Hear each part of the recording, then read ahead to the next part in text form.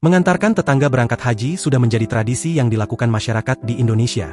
Seperti yang dilakukan Mbah Sombret, seorang lansia mengantarkan tetangganya berangkat haji.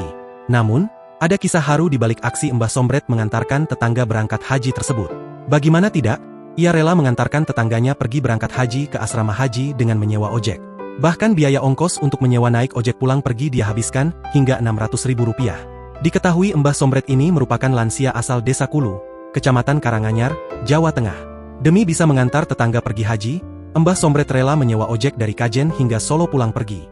Biaya ongkos yang dikeluarkan Mbah Sombret pun mencapai Rp600.000. Hal ini dilakukannya ternyata karena pada hari H pemberangkatan calon haji Kabupaten Pekalongan bus pengiring dari desanya sudah penuh.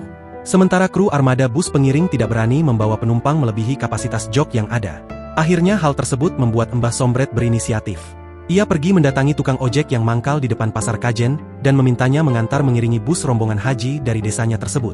Mbah Sombret pun melakukan negosiasi dengan tukang ojek tersebut, hingga sepakat ongkos ojek tersebut PPKJ, Pekalongan Solo Rp600.000. Diketahui saat itu, Mbah Sombret membawa uang Rp1,5 juta.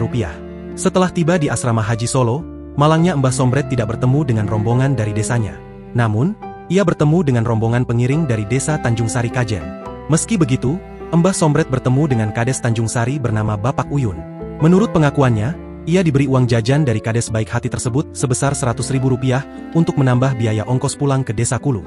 Akhirnya Mbah Sombret kembali pulang sekira pukul 20 WIB bersama tukang ojek yang disewanya.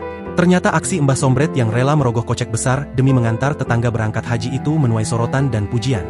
Pasalnya diketahui kondisi ekonomi Mbah Sombret pun dalam kategori kurang mampu. Namun ia rela mengeluarkan biaya demi mengantar tetangganya berangkat haji tersebut. Sejumlah warganet pun mendoakan agar kelak Mbah Sombret bisa menyusul dan berangkat haji ke Tanah Suci. Download Tribun X sekarang, menghadirkan lokal menjadi Indonesia.